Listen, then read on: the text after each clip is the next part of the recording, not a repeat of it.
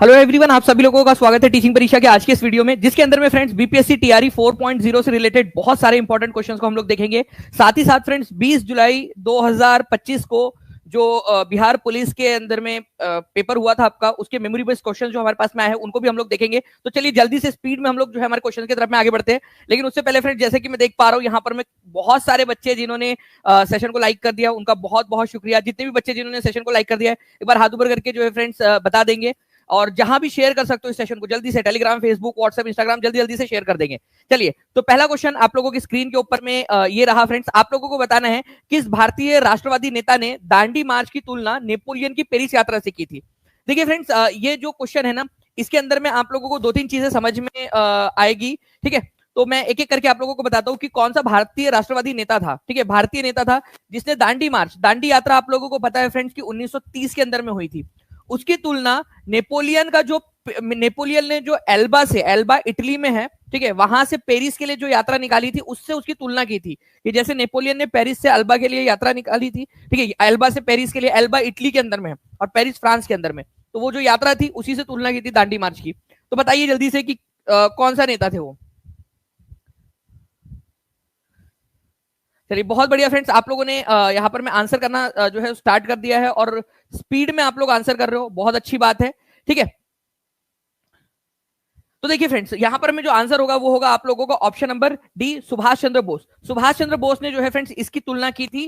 ठीक है, दांडी मार्च की तुलना नेपोलियन की पेरिस यात्रा से, एल्बा से पेरिस की जो यात्रा हुई थी उससे। ठीक है, तो आंसर आपको ऑप्शन नंबर जो है वो डी हो जाएगा। आपको बता दूं फ्रेंड्स कि गांधी जी ने, ठीक है, गांधी जी जो थे उन्होंने नमक जो टैक्स था उसके खिलाफ एक यात्रा निकाली थी 12 मार्च, 12 मार्च 1930 को।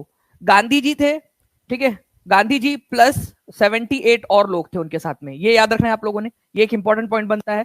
दांडी यात्रा, दांडी नामक जो जगह है गुजरात के अंदर में, वहां तक के लिए निकाली गई थी साबरमती आश्रम से, इसी वजह से इसको दांडी यात्रा बोला जाता है। 241 माइल्स या 240 से 241 मील के बीच में ये यात्रा थी। ठीक है, चलिए नाउ फ्रेंड्स, अब देखिए एक बहुत ही इंटरेस्टिंग सा क्वेश्चन है। 20 जुलाई 1969 को अमेरिकी अंतरिक्ष यात्री नील आर्मस्ट्रांग ने चंद्रमा के ऊपर में पहला कदम रखा था। आप लोगों को पता है उनके मिशन का नाम क्या था, ये भी आप लोग मेरे को बता देंगे। देखिए, केवल और केवल 2 मिनट के अंदर में 1000 के करीब बच्चे जुड़ चुके हैं, 1500 से ज्यादा आप लोगों ने लाइक कर दिया, 1000 से ज्यादा बच्चे जुड़ चुके हैं फ्रेंड्स। तो बहुत बढ़िया तरीके से आप लोग पढ़ रहे हो। तो 20 जुलाई 1969 को अमेरिकी अंतरिक्ष यात्री नील आर्मस्ट्रांग ने चंद्रमा के ऊपर में कदम रखा था। उनके मिशन का नाम क्या था ये बता देंगे आप लोग। ठीक है, मानव बने। उन्होंने किसके साथ में कदम रखा था, मतलब और इनके साथ में एक व्यक्ति और गए थे ना, तो उनका नाम था एडविन एल्ड्रिन। ठीक है, क्योंकि वो अकेले नहीं गए थे ना, उनके साथ में थे, लेकिन सबसे पहले उतरे कौन थे चंद्रमा के ऊपर में, नील आर्मस्ट्रांग उतरे थे। उनके बाद में एडविन एल्ड्रिन, उनके साथी जो थे वो उतरे थे, ये याद रखना है आप लोगों ने। ठीक है, तो नील आर्मस्ट्रांग, इनके मिशन का नाम था अपोलो 11, अपोलो 11, ये याद रखना है आप लोगों ने, अपोलो 11 बहुत ही इंपॉर्टेंट है। और ये 20 जुलाई 1969 को उतरे थे, ये भी आप लोग याद रख सकते हो। ठीक है, चलिए नाउ नेक्स्ट क्वेश्चन की तरफ हम लोग आगे बढ़ते हैं। ठीक है, तो नासा ने भेजा था ये अपोलो मिशन। ठीक है, और नासा अभी फिर से चंद्रमा के ऊपर में जो है फ्रेंड्स अपने मानव मिशन को भेज रहा है चंद्रमा के ऊपर में। 2027, 26, 27 के अंदर में वो वापस से भेजना स्टार्ट कर देगा। आपको बताना है कि नासा के अब जो नए वाले मून मिशन है उनका नाम क्या है। इस क्वेश्चन का आंसर करिए फ्रेंड्स, सुपर टेट के अंदर में पूछा गया क्वेश्चन है आप लोगों का।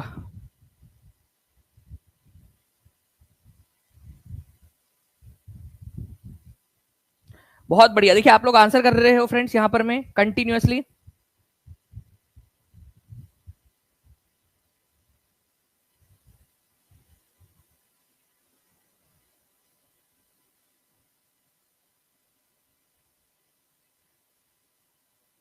गुड, तो देखिए फ्रेंड्स यहां पर में कांचीपुरम, ये तमिलनाडु के अंदर में है। ठीक है, तमिलनाडु में, और कांचीपुरम में कैलाशनाथ मंदिर है, शिव मंदिर है, जिसमें जो है बहुत बढ़िया तरीके से पेंटिंग्स की गई है, बहुत बढ़िया मूर्ति कला का इस्तेमाल इसके अंदर में किया गया है। आपको बताना है कि ये मंदिर का निर्माण किसने करवाया था।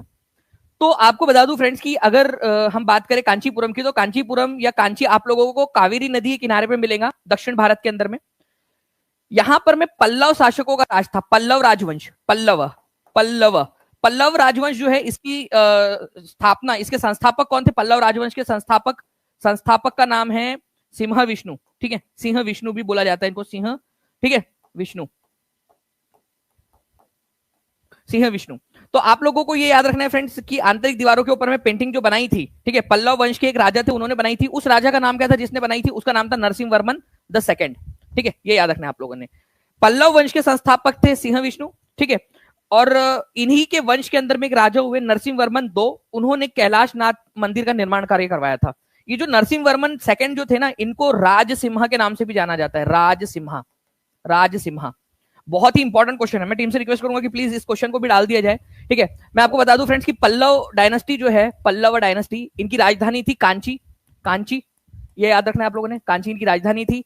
इनके संस्थापक थे सिंह विष्णु, ठीक है, और इनके वंश में बहुत सारे इंपॉर्टेंट शासक हुए, महेंद्र वर्मन, ठीक है, नरसिंह वर्मन एक, ठीक है, उसके साथ साथ में फिर नरसिंह वर्मन दो हुए आगे जाकर। नरसिंह वर्मन दो जो थे, नरसिंह वर्मन द सेकंड, ठीक है, उन्होंने कांचीपुरम के अंदर में कैलाशनाथ मंदिर का निर्माण करवाया था। ठीक है, ये आप लोगों ने याद रखना है। तो कांचीपुरम में कैलाशनाथ मंदिर है, बहुत ही सुंदर मंदिर है, नरसिंह वर्मन सेकंड ने करवाया था। नरसिंह वर्मन एक के पर पोता था ये, पर पोता, ठीक है, नरसिंह वर्मन दो। अब आपको पता है ना, 1 2 इसलिए लगाती है क्योंकि सेम नाम के व्यक्ति उस वंश में अगर हुए हुए हैं तो, ठीक है। तो नरसिंह वर्मन सेकंड, जिसको राजसिम्हा के नाम से जाना जाता है, ये बहुत ही फेमस पॉइंट है, ये याद रखना है आप लोगों ने, इंपॉर्टेंट एग्जाम में पूछते, राजसिम्हा की उपाधि किसको दी गई थी? राजसिम्हा, ठीक है, सिंहों का राजा, ठीक है, सिंहों का राजा या फिर शेरों का भी राजा। ओके, चलिए देखिए फ्रेंड्स, एक फर्क है कैलाश नाथ मंदिर और कैलाश मंदिर के अंदर में, ठीक है। अभी जो आप लोगों ने यहां पर में इमेज देखी, ये कैलाश मंदिर की एल्लोरा के अंदर में, ये कैलाश मंदिर है, कैलाश, कैलाश टेम्पल, ये कहां पर में है? ठीक है, एल्लोरा में है, एल्लोरा महाराष्ट्र के अंदर में। इसको बनाया था कृष्णा वन ने, कृष्णा वन, जो राष्ट्रकूट वंश का था, राष्ट्रकूट, राष्ट्रकूट, ये अलग मंदिर है, ठीक है। ये कैलाश मंदिर है, एलोरा का कैलाश मंदिर, ठीक है, जो पहाड़ को काटकर बनाया गया है। और जो कांचीपुरम का कैलाश नाथ मंदिर है वो अलग है, जो कि नरसिंह वर्मन दो ने बनवाया था। दोनों को याद रखना आप लोगों ने। भारत में 1857 में जो पुरानी राइफल थी, उनके स्थान पर नई वाली राइफल लाई गई थी, जिसकी वजह से भसड़ मची थी। आप लोगों को पता है कि उसमें ऐसा था कि उसकी जो कार्ट्रेज है, जो रिफिल है उसकी, उसको मुंह से फाड़ना पड़ता था, और उसकी जो रिफिल है, कार्ट्रेज जिसको बोलते हो, ठीक है, उसके अंदर में ग्रीस लगा हुआ था, और वो जो ग्रीस था उसमें पिग और काव दोनों की चर्बी लगी हुई थी उसके ऊपर में, ऐसा जो है संदेह था। तो नई राइफल जो थी उसका निर्णय लिया गया था। उस राइफल का नाम क्या था? Brown Ben, brown bright, Enfield rifle, brown Ben and brown bright both. बताइए क्या नाम था उसका? सिंपल सा है, उसका नाम था एनफील्ड राइफल्स, ठीक है। मैं आपको बता दूं फ्रेंड्स कि ये जो एनफील्ड राइफल्स है ना, ठीक है, ये आपका 1857 के जो विद्रोह हुआ उसके पहले ही आ चुकी थी भारत के अंदर में, दिसंबर 1856 के अंदर में भारत में इंट्रोड्यूस हो चुकी थी। तो एनफील्ड राइफल्स जो है उसको इंट्रोड्यूस कब किया जा चुका था, ये क्वेश्चन मैंने किसी क्वेश्चन पेपर में देखा था मैंने, ठीक है। तो ये क्वेश्चन बन सकता है आप लोगों का, और मैंने पेड क्लास में आपको पढ़ाया भी है कि एनफील्ड राइफल्स जो है वो इंट्रोड्यूस हुई थी दिसंबर 1856 के अंदर में, इसीलिए पढ़ाया भी है ताकि कोई भी क्वेश्चन आप लोगों का बन जाए, आप लोग उसके लिए प्रिपेयर्ड रहे, ठीक है। तो ये एनफील्ड राइफल इंट्रोड्यूस हुई थी दिसंबर 1856 के अंदर में। फिर धीरे धीरे अफवाह फैलने लगी कि इसके अंदर में जो एनफील्ड राइफल जो है उसमें जो कार्ट्रेज का इस्तेमाल हो रहा है, जो उसकी रिफिल है, ठीक है, जो गोली भरनी होती है, ऐसा मुंह से फाड़ना होता है, फिर वो बारूद और छर्रा होता था उसके अंदर में, ऐसा डालना होता था, फिर डंडे से उसमें उसको डाल के फिर उसमें गोली चलानी होती थी, ठीक है।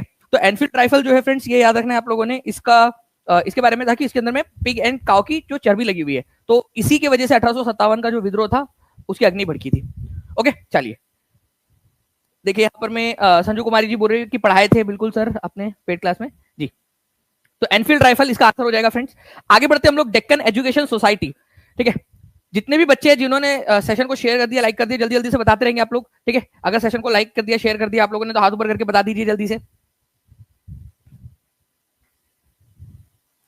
जी। तो डेक्कन एजुकेशन सोसाइटी जो है फ्रेंड्स, आप लोगों को बता दूं कि इसकी स्थापना 1884 के अंदर में, 1884 के अंदर में की गई थी, ठीक है। सबसे पहले, इससे पहले न्यू इंग्लिश स्कूल की स्थापना हुई थी पुणे के अंदर में, न्यू इंग्लिश स्कूल, उसकी स्थापना की थी बाल गंगाधर तिलक, ठीक है, विष्णु शास्त्री चिपलूनकर, विष्णु शास्त्री चिपलूनकर, ठीक है, और गोपाल गणेश आगरकर, ठीक है, गोपाल गणेश आगरकर, जी आगरकर, इन लोगों ने मिलकर, ठीक है। तो इसके अंदर में गोपाल कृष्ण गोखले नहीं थे डेक्कन एजुकेशन सोसाइटी के अंदर में, लाला लाजपत राय नहीं थे, बाल गंगाधर तिलक थे, इंदिरा गांधी तो उस समय में जन्म भी नहीं, इंदिरा गांधी के उनके पापा का भी जन्म नहीं हुआ था उस समय में, ठीक है। तो बाल गंगाधर तिलक, ठीक है। इसके अलावा जो है फ्रेंड्स विष्णु शास्त्री चिपलूनकर, विष्णु शास्त्री चिपलूनकर, ठीक है, गोपाल गणेश आगरकर, आगरकर, ठीक है, और बाल गंगाधर तिलक, ठीक है, ऐसे कुछ लोग थे जिन्होंने डेक्कन एजुकेशन सोसाइटी की स्थापना की थी। डेक्कन एजुकेशन सोसाइटी की स्थापना, ये याद रखेंगे आप सभी के सभी। ओके, इंपॉर्टेंट एग्जाम के अंदर में पूछा जा सकता है। ठीक है, हम लोग 2000 लाइक्स से बहुत पास आ चुके हैं फ्रेंड्स। जल्दी जल्दी से सेशन को लाइक एंड शेयर करते रहेंगे, आप लोग जहां भी शेयर कर सकते हो। ठीक है, और एक बार जल्दी से मैं टीचिंग परीक्षा की टीम से रिक्वेस्ट करूंगा कि फैन मूवमेंट्स भी दिखा दिया जाए। ठीक है, कि कहाँ तक हमारे जो है फैंस, कहाँ तक कौन सबसे ऊपर में है। ठीक है, चलिए, संविधान के किस भाग में निर्वाचन से संबंधित प्रावधान समाविष्ट किए गए हैं? आज मैंने आप लोगों को बताया कि हमारे भारत में जो उपराष्ट्रपति थे जगदीप धनखड़ जी, उन्होंने इस्तीफा दे दिया। कितने लोगों ने सक्सेस परीक्षा पे वो सेशन देखा है? हाथ ऊपर करके बता देंगे एक बार। और जिन्होंने नहीं देखा है, इस सेशन के बाद जरूर देख लेना आप लोग। उसके अंदर में मैंने हर एक पॉइंट आप लोगों के साथ में डिस्कस किया है। जो जो एग्जाम में पूछे जा सकते हैं सारे के सारे पॉइंट्स हम लोगों ने डिस्कस किए हैं। ठीक है, देखिए फैन मूवमेंट में यहाँ पर मैं आप लोगों को दिखा दूं फ्रेंड्स। सबसे टॉप के ऊपर में है सोनी कुमारी, बीपीएससी एस्पिरेंट है सेकंड नंबर पे। ठीक है, उसके बाद में शहरी सभा है। ठीक है, सुरभि रानी है, आरएफ प्रिंसी है। ठीक है, रंजिया बावाला है। देखिए बहुत सारे लोग यहाँ पर में हैं, आप लोग देख भी सकते हो नाम। ये टॉप फैंस है जो कंटिन्यूअस सबसे बेस्ट तरीके से कमेंट कर रहे हैं, सारे आंसर्स कर रहे हैं। तो संविधान के किस भाग में निर्वाचन से संबंधित प्रावधान किए गए हैं? ठीक है, निर्वाचन मतलब कि हमारे भारत के अंदर में जो भी इलेक्शंस होते हैं उससे संबंधित। ठीक है, आर्टिकल नंबर 324 जो है आपका, मेनली ये भारत के अंदर में चुनाव आयोग की स्थापना की बात करता है। तो भारत के अंदर में आर्टिकल नंबर 324 चुनाव आयोग की स्थापना की बात करता है, और उसके बाद में आर्टिकल नंबर 329 तक, ठीक है, ये जो आर्टिकल से पूरे के पूरे ये चुनाव आयोग से रिलेटेड है। और ये आप लोगों का कौन सा वाला आर्टिकल बन जाता है? तो ये जो आर्टिकल्स है आप लोगों के, ये बनाते हैं पार्ट नंबर 15। ठीक है, तो भाग 15 जो है फ्रेंड्स, ये याद रखना है आप लोगों ने, चुनाव से रिलेटेड है, निर्वाचन से या इलेक्शन से रिलेटेड है। तो article number 324 election commission of India की स्थापना करता है। उसके बाद में इलेक्शन कमीशन ऑफ इंडिया के अधिकार, कौन कौन से चुनाव करवाएंगे और क्या क्या प्रावधान होंगे, वो सारी की सारी चीजें यहां से 324 से 329 तक के आर्टिकल्स में दी गई है। इवन जो है फ्रेंड्स, इसी में बताया गया है कि राष्ट्रपति का चुनाव, उपराष्ट्रपति का चुनाव, भारत के लोकसभा का चुनाव, विधानसभाओं का चुनाव, राज्यसभा का चुनाव, ठीक है, विधान परिषदों का चुनाव जो है ये चुनाव आयोग करवाएगा। ठीक है, तो भाग नंबर 15 में दिया गया है चुनाव आयोग की स्थापना कौन से दिन हुई थी, कौन से तारीख को हुई थी। जल्दी से, यही तो कहीं तो भी दिया हुआ है स्लाइड में, जल्दी से आप लोग कमेंट करके बताएंगे मुझे, जल्दी जल्दी से, कौन से तारीख को चुनाव आयोग की स्थापना हुई थी। उसी दिन हम लोग नेशनल इलेक्शन डे, ठीक है, नेशनल वोटर्स डे मनाते हैं हम लोग। ठीक है, वोटर्स डे उसी दिन मनाते हैं, तो बता देंगे आप लोग जल्दी जल्दी से। तो देखिए आपका 25 जनवरी 1950 को हुई थी, इसी वजह से 25 जनवरी को नेशनल वोटर्स डे, ठीक है, मनाया जाता है, मतदाता दिवस। तो आर्टिकल नंबर 324 जो है फ्रेंड्स, ये बात करता है कि इलेक्शन कमीशन जो है वो होगा, और इलेक्शन कमीशन के पास में डायरेक्शन इशू करने की और इलेक्शन करवाने की, निर्वाचन करवाने की जो है शक्तियां होगी। ठीक है, नाउ निम्नलिखित दर्रों में से किससे होकर लेह जाने का रास्ता निकलता है? ठीक है, लेह अगर आपको जाना है, ओके, लेह, लेह कहां पर में है? हमारे भारत में। ठीक है, ऊपर में यहां पर में लेह है। ठीक है, यहां पर में जो है फ्रेंड्स श्रीनगर है। अगर आपको जाना है श्रीनगर से लेह तक, तो कौन से दर्रे से आप लोग होकर जाओगे? ठीक है, तो आपको जाना पड़ेगा जोजिला दर्रे से। ठीक है, जोजिला पास से, ये आप लोग याद रखोगे, जोजिला पास। तो आंसर इसका ऑप्शन नंबर ए हो जाएगा फ्रेंड्स। ठीक है, तो ये देखिए यहाँ पर में श्रीनगर से, ठीक है, कश्मीर से, कश्मीर घाटी जो है श्रीनगर से अगर आपको लेह जाना है, तो आपको जोजिला दर्रा जो है, जो कि लद्दाख में पड़ता है, लद्दाख यूनियन टेरिटरी में पड़ता है, अभी जोजिला दर्रे से होते हुए जाना पड़ेगा आप लोगों को। बहुत ही इंपॉर्टेंट है, एग्जाम के अंदर में पूछते हैं श्रीनगर से लेह जाने का रास्ता कौन से दर्रे से होकर जाता है, कौन सा पास है। दर्रे का मतलब होता है पहाड़ों के बीच का रास्ता। अब ऐसा तो है नहीं कि आप पहाड़ चढ़ोगे फिर उतरोगे, फिर पहाड़ चढ़ोगे फिर उतरोगे। आप क्या सोचोगे कि पहाड़ों के बीच बीच से जो रास्ते जाते हैं वहां से आप चले जाओ, ठीक है, ताकि चढ़ने उतरने वाला टेंशन खत्म हो जाए आपका। तो वो जो पहाड़ों के बीच बीच वाले रास्ते होते हैं ना, उनको दर्रे कहा जाता है, पास। तो जोजिला दर्रा है, ठीक है, जो श्रीनगर से लेह जाने वाले रास्ते के बीच में पड़ता है। ठीक है, चलिए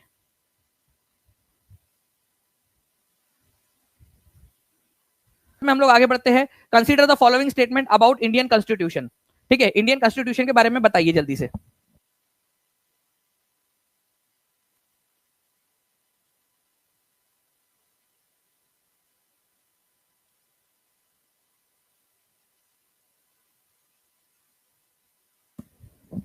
Indian constitution is called a living document because of its flexibility to evolve accordingly. मतलब इंडियन कॉन्स्टिट्यूशन जो है फ्रेंड्स, उसको क्या कहा जाता है? ठीक है, लिविंग डॉक्यूमेंट कहा जाता है क्योंकि उसके अंदर में फ्लेक्सिबिलिटी है। ओके, उसके बाद में जो है फ्रेंड्स, आप लोगों को यह बताना है कि Indian constitution only defines power of legislature, executive and judiciary and leave it to government to define powers of independent institutions like election commission of India. ठीक है, बताइए इसका आंसर क्या होगा?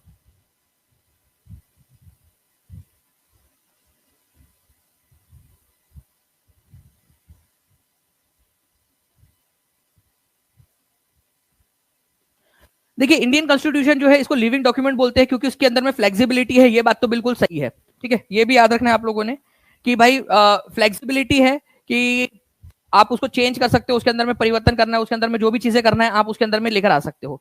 उसके बाद में बात करें हम फ्रेंड्स, इंडियन कॉन्स्टिट्यूशन जो है only defines power of legislature. Power जो है लेजिस्लेचर के पावर को डिफाइन करता है, एग्जीक्यूटिव और जुडिशरी के, और बाकी के जो डिफाइन पावर है, ठीक है, like election commission of India, वो सारे के सारे पावर जो है उनको छोड़ देता है, गवर्नमेंट के ऊपर में छोड़ देता है, गवर्नमेंट के ऊपर में। देखिए, सबसे पहली बात तो फ्रेंड्स गवर्नमेंट के ऊपर में नहीं छोड़ता है। ठीक है, हमारे भारत के अंदर में जो है इलेक्शन कमीशन जो है और जो इंपॉर्टेंट वाली इंस्टीट्यूशन है उनके अधिकार आपको संविधान के अंदर में ही डिफाइन किए गए, संविधान के अंदर में ही बताए गए हैं। ऐसा नहीं है कि केवल ये 3 चीजों के पावर बताया है, बाकी चीजों के नहीं। इलेक्शन कमीशन ऑफ इंडिया आप लोगों को पता है फ्रेंड्स कि आर्टिकल नंबर 324 के अंदर में उनके अधिकार दिए गए पूरे के पूरे, अभी थोड़ी देर पहले मैंने आपको बताया। तो ये बिल्कुल गलत है कि केवल और केवल आप लोगों का जो है इसके अंदर में कुछ चीजों के बारे में बताया गया है, बाकी चीजों के बारे में नहीं, बहुत डिटेल में बताया गया है। तो ओनली वन, पहला वाला सही है, दूसरा वाला गलत है। तो आंसर ऑप्शन नंबर ए हो जाएगा। निम्नलिखित में से कौन पल्लवों की राजधानी थी? कौन सी पल्लवों की राजधानी थी, ये बताना है आप लोगों ने।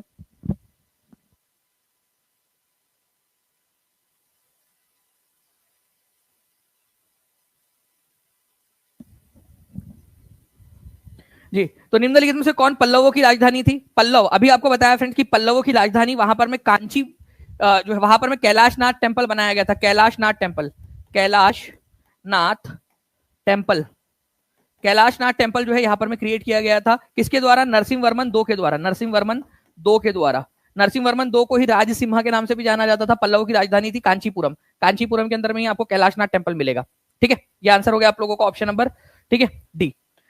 तो ये क्वेश्चन आपका एग्जाम के अंदर में कभी भी बन सकता है फ्रेंड्स। पल्लवों के जो संस्थापक थे वो भी आप लोगों से बनता है question. Which 2 new wetlands from India have recently been added to the list of Ramsar sites bringing the total number of sites to how many? मतलब भारत के अंदर में अब कितने जो है रामसर साइट हो चुके हैं और कौन से नए रामसर साइट्स को जोड़ा गया है? तो हाल ही में फ्रेंड्स, ठीक है, आपको बता दूं कि खींचन, ठीक है, जो फालोदी के अंदर में है राजस्थान के अंदर में, और मेनार उदयपुर राजस्थान के अंदर में मौजूद है, इनको जो है आपके रामसर साइट के अंदर में जोड़ दिया गया वेटलैंड साइट्स के अंदर में। तो अब टोटल हमारे भारत के अंदर में रामसर साइट्स कितनी हो चुकी है? 91 हो चुकी है। ये याद रखना है आप लोगों ने, टोटल 91। ये भी एक इंपॉर्टेंट पॉइंट है, एग्जाम के अंदर में आप लोगों से पूछ सकते हैं। ठीक है, तो खींचन और मेनार ये इंपॉर्टेंट पॉइंट्स है, एग्जाम के अंदर में आप लोगों से पूछा जा सकता है। खींचन और मेनार अब हो चुकी है टोटल 91, ठीक है, 91 साइट्स, 91। तो ये भी एक इंपॉर्टेंट है, कितनी हो चुकी है। और खींचन और मेनार ये लिख दीजिए आप लोग कमेंट में, ये आप लोगों से पूछा जा सकता है, खींचन और मेनार। ठीक है, तो C is the correct answer. Ramsar sites जो है फ्रेंड्स, ये ऐसी दलदली भूमि को घोषित किया जाता है जिनको बचाना जरूरी है, जिनको संरक्षित करना जरूरी है। अदरवाइज अगर ये दलदली भूमि या जो वेटलैंड्स अगर ये खत्म हो गए तो यहाँ की बायोलॉजिकल डाइवर्सिटी जो है वो भी खत्म हो जाएंगी। ठीक है, तो डाइवर्सिटी, भिन्नताओं को बचाने के लिए, विविधताओं को बचाने के लिए हम लोग इन साइट्स को सुरक्षित करते, संरक्षित करते हैं। इसके लिए रामसर सम्मेलन हुआ था ईरान में 1971 में। इसी वजह से जो है फ्रेंड्स हम इनको रामसर साइट्स कहते हैं, रामसर में हुआ था इस वजह से। ठीक है, भारत इसके अंदर में 1982 में शामिल हुआ था, ये भी याद रख लेना, भारत इसके अंदर में 1982 में शामिल हुआ था। नाउ अब देखिए फ्रेंड्स, निम्नलिखित में से कौन सा दर्रा है उत्तराखंड और तिब्बत को जोड़ता है और गंगोत्री के उत्तर में स्थित है? ठीक है, उत्तराखंड, उत्तराखंड को, ठीक है, उत्तराखंड को तिब्बत के साथ में जोड़ता है। ठीक है, और गंगोत्री के उत्तर में, मतलब जहां से गंगोत्री गंगा नदी निकलती है उसके उत्तर में स्थित है ये। ठीक है, तो जोजिला जो है आप लोगों को पता है फ्रेंड्स कि ये श्रीनगर और किसको जोड़ता है? श्रीनगर और लेह को जोड़ता है। शिपकीला जो है ये हिमाचल प्रदेश में, उत्तराखंड के अंदर में नहीं है। ठीक है, अब बच गए बारालाचला और मुलिंगला। ठीक है, ये दो देखना है हम लोगों ने। मैं आप लोगों को मैप के थ्रू दिखाता हूं यहाँ पर मैं ये पूरे के पूरे। ठीक है, मैप के साथ में आप लोग देख लोगे कि जो किसको जो है बेसिकली जोड़ रहा है। ठीक है, तो आप देखिए यहाँ पर मैं माउंटेन पासेस जो उत्तराखंड के अंदर में है। ओके, यहां पर मैं आप लोगों को दिख रहा होगा फ्रेंड्स लिपुलेख दर्रा, जो उत्तराखंड से तिब्बत को जोड़ता है और जो कैलाश मानसरोवर की यात्रा पे जाते हैं उसके लिए रास्ता प्रदान करता है। ये नीति पास है। यहाँ पर मैं आप लोगों को माना पास दिखाई दे रहा है, ठीक है। उसके बाद में आप लोगों को यहाँ पर में दिखाई दे रहा है फ्रेंड्स ट्रेल्स जो है पास यहाँ पर में आप लोगों के मौजूद है। ये आप लोगों को दिखाई दे रहा है यहाँ पर में, ठीक है, मंगशादूरा पास इसको बोलते हैं। और ये है आपका मुलिंगला दर्रा। और मुलिंगला दर्रा जो है फ्रेंड्स ये आपके, ठीक है, ये याद रखना है, गंगोत्री से उत्तर में मौजूद है और उत्तराखंड को, यूके को तिब्बत से जोड़ता है। तिब्बत, चाइना जो है, चाइना ने कब्जा किया हुआ है तिब्बत के ऊपर में, तो तिब्बत को जोड़ता है, ठीक है, उत्तराखंड और तिब्बत को। तो मुलिंगला दर्रा ये याद रखना है आप लोगों ने, ठीक है। तो मुलिंगला दर्रा आप लोगों का आंसर हो जाएगा। बारालाचाला कहां पर में, बारालाचाला जो भी है फ्रेंड्स ये भी आपको हिमाचल प्रदेश के अंदर में मिलेगा, ठीक है। तो मुलिंगला दर्रा ये आप लोगों का आंसर हो जाएगा, ठीक है। नेक्स्ट क्वेश्चन की तरफ में आगे बढ़ते हैं फ्रेंड्स। ऑरोरा किसके लाइट होते हैं, जल्दी बताइए। ऑरोरा, इसके बारे में हम लोगों ने देखा हुआ है, ऑरोरास के बारे में। ऑरोरा आप लोगों को जो है फ्रेंड्स हमारे पृथ्वी के उत्तरी गोलार्ध में और दक्षिणी गोलार्ध दोनों के अंदर में आप लोगों को मिलते हैं ऑरोरा, ठीक है। लाइट्स होते हैं, बहुत ही सुंदर से लाइट्स आप लोगों के जो आसमान में आप लोगों को दिखाई देंगे, ठीक है। मैं दिखा भी देता हूं आप लोगों को, ये इस प्रकार से सुंदर सुंदर से लाइट्स आसमान में चमकते हुए दिखते हैं, ठीक है। ऑरोराज इनको बोला जाता है। आपको बताना है कि ये ऑरोरा किस वजह से दिखते हैं। हमारे एटमॉस्फेयर के अंदर में लेयर है, उस लेयर का नाम है थर्मोस्फियर। थर्मोस्फियर, तापमंडल जिसको बोला जाता है, तापमंडल। तापमंडल के अंदर में एक और लेयर है इसके अंदर में जिसको आयनोस्फियर बोलते हैं। आयन मंडल, आयनोस्फियर, आयन मंडल। उस आयन मंडल के अंदर में जो ऑक्सीजन और नाइट्रोजन के आयन्स होते हैं ना, उनके साथ में लाइट, सोलर विंड्स रिएक्ट करती है, इंटरेक्ट करती है, जिसकी वजह से ये आपको सुंदर सुंदर सी लाइट दिखाई देती है, ठीक है। तो ये आप लोगों को याद रखना है। आंसर होगा आपको ऑप्शन नंबर बी। उत्तर में, उत्तरी गोलार्ध में इसको बोला जाता है ऑरोरा बोरियालिस, ठीक है, ऑरोरा बोरियालिस। और दक्षिणी गोलार्ध में इसको बोला जाता है ऑरोरा ऑस्ट्रालिस, ठीक है।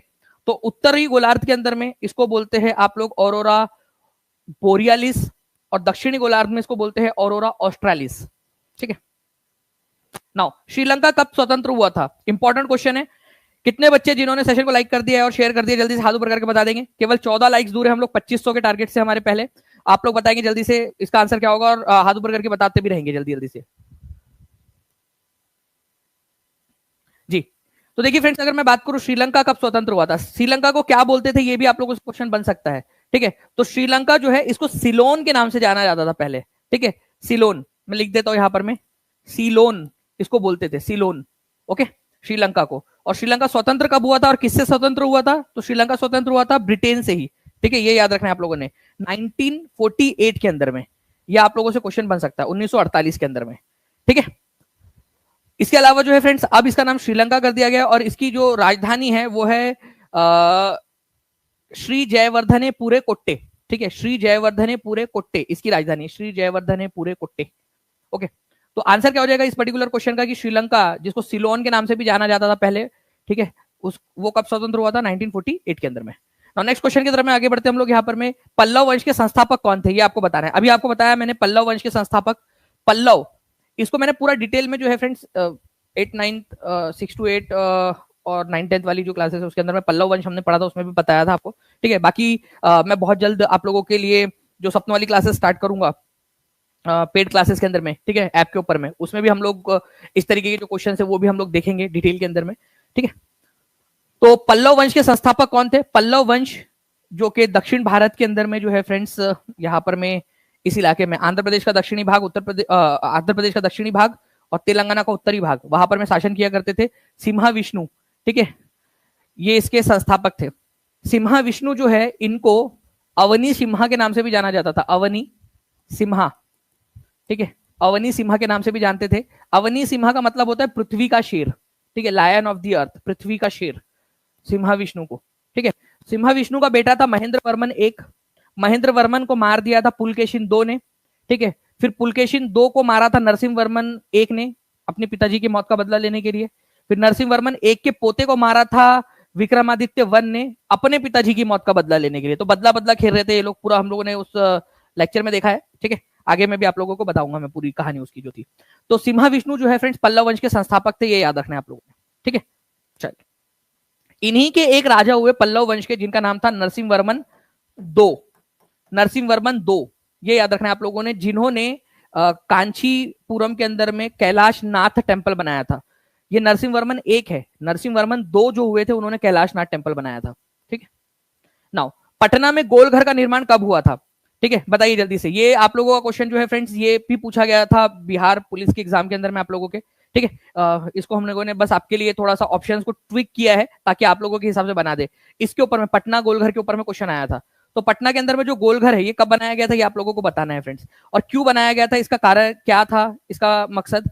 तो देखिए अकाल काल के अंदर में जो है फ्रेंड्स, इसमें अकाल काल के अंदर में अगर अनाज को स्टोर करना है तो अनाज को स्टोर करने के लिए जो है फ्रेंड्स 1786 के अंदर में इसका निर्माण कार्य शुरू हुआ था। ठीक है, 1786 के अंदर में। तो आंसर आप लोगों का ऑप्शन नंबर ए हो जाएगा।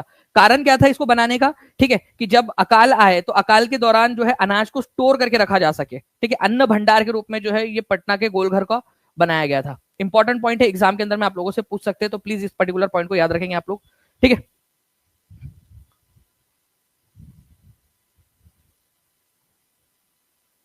चलिए इसी के ऊपर में फ्रेंड्स एक और क्वेश्चन आया था, पटना का गोलघर। ठीक है, गोलघर पटना अनाज भंडार। ठीक है, 1786 सभी लोग लिख देंगे जल्दी जल्दी से।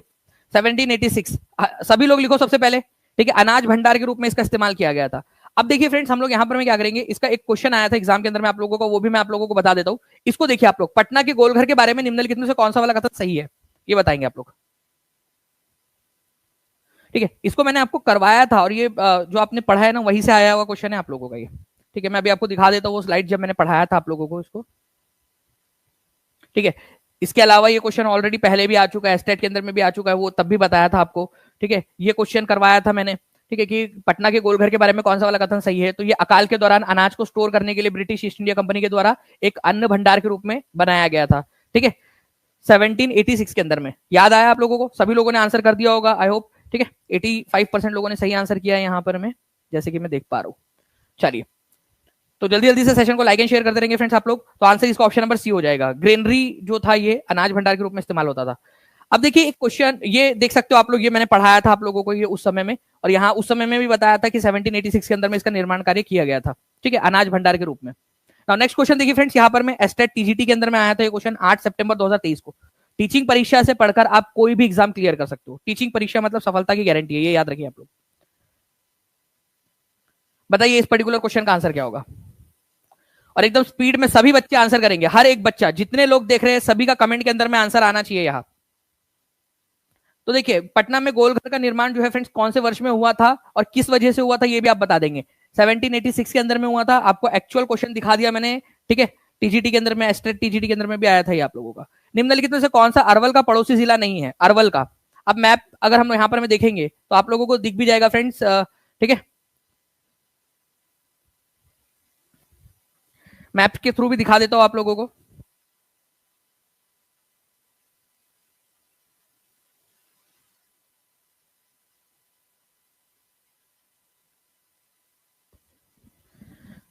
देखिए निम्नलिखित में से अरवल का पड़ोसी जिला कौन सा जो है नहीं है, ये बोला जा रहा है आप लोगों से। ठीक है, तो पहले सबसे पहले तो मैं आप लोगों को यहाँ पर मैं एक मैप दिखा देता हूँ। ठीक है, आप लोग देख लीजिए, बक्सर, कैमूर, रोहतास, औरंगाबाद, गया, जहानाबाद, पटना, नालंदा, नवादा, सिवान, गोपालगंज, सारण, ये सारे आप लोगों को यहाँ पर में दिखाई दे रहे हैं। ठीक है, अब हम लोग यहाँ पर में देखेंगे फ्रेंड्स की अरवल जो है उसका जो है कौन सा वाला जो है पड़ोसी जिला नहीं है, इसको हम लोग यहाँ पर में देखने की कोशिश करते हैं। ठीक है, बताइए आप लोग, इसके इसके अनुसार आप लोग बताइए जल्दी से।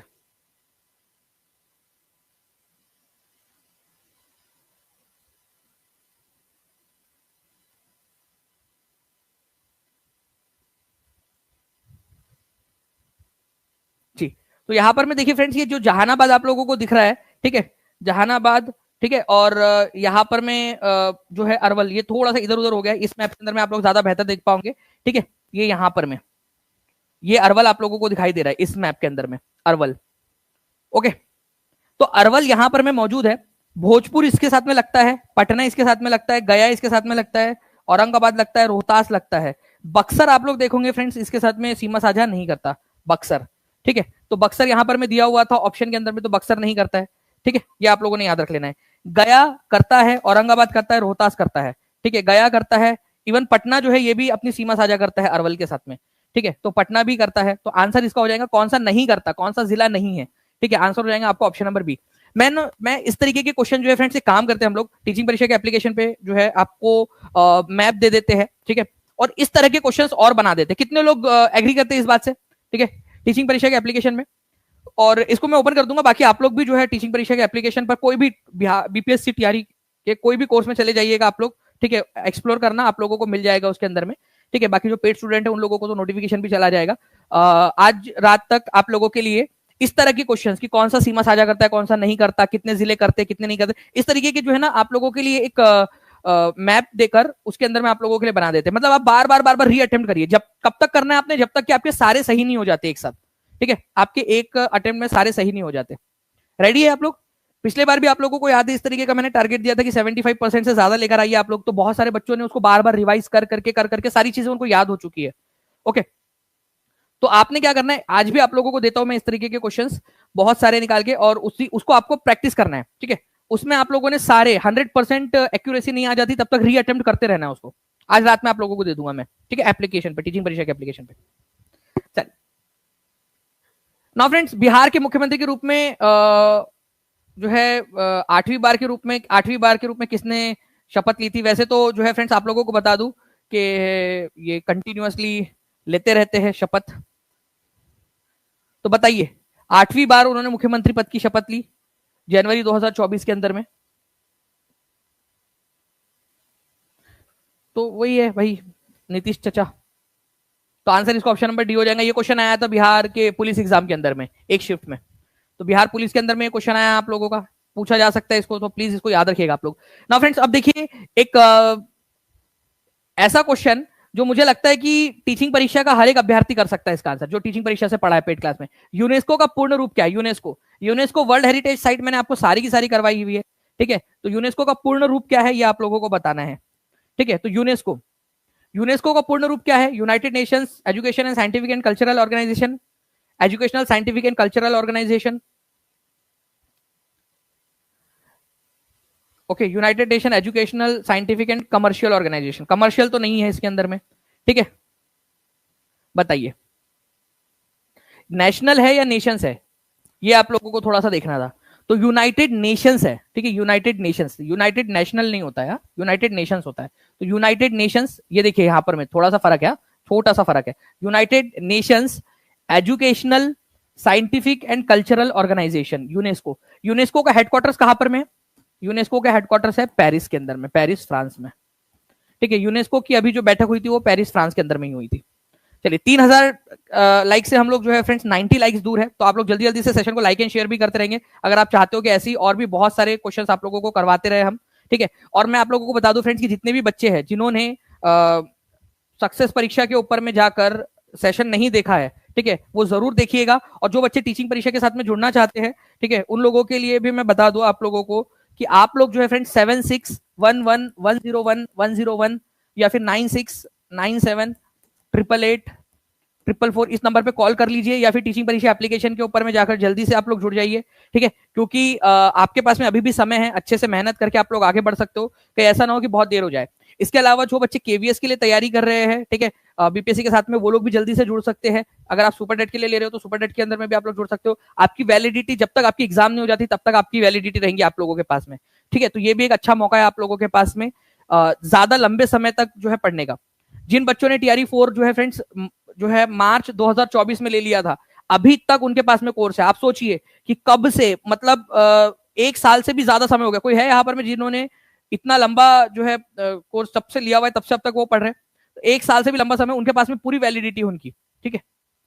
तो ये टीचिंग परीक्षा की स्पेशलिटी है। बहुत ही कम दाम, इतना कम दाम कि आप दो मूवी टिकट, मतलब आप और आपकी साथी कोई गए, बस उतने में आप जाके आगे, उतने में आपका पूरा करियर बन जाता है। और स्पेशली आप लोग केवीएस के अंदर में भी जुड़ सकते हो, ठीक है। तो आप लोग जल्दी से टीचिंग परीक्षा के एप्लीकेशन पर जाइए और जुड़ जाइए आप लोग। और अगर कोई डाउट है तो कमेंट के अंदर में पूछ सकते हो। साथ ही साथ जो है फ्रेंड्स, मैंने सक्सेस परीक्षा चैनल के ऊपर में आप लोगों को एक वीडियो दिया हुआ है, जगदीप धनखड़ जी का जो इस्तीफा है उसके ऊपर में बेस्ड क्वेश्चन, उसको सक्सेस परीक्षा का जो टेलीग्राम ग्रुप है उसके ऊपर में अभी थोड़ी देर में क्विज होंगी, उसको भी आप लोग जरूर देखिएगा, ओके। उसको अटेम्प्ट करना है आप लोगों ने। Thank you very much for 3000 plus likes आप लोगों का, और मिलते हैं हम लोग हमारे नेक्स्ट लेक्चर के अंदर में फ्रेंड्स। तब तक लेते हैं, take care and bye, god bless you all. और मैं आप लोगों को बता दूं कि मैंने जो आप लोगों से कहा है कि ये जो मैप वाले क्वेश्चंस है वो आज मैं आपको टीचिंग परीक्षा के एप्लीकेशन पर पेड कोर्स में डाल दूंगा आप लोगों को, ताकि आपकी प्रैक्टिस हो जाए, ठीक है। और जब तक आपके 100% आ नहीं जाते उसमें, तब तक आप लोगों ने उसको रीअटेम्प्ट करते रहना है। ओके, चलो, thank you very much friends, bye.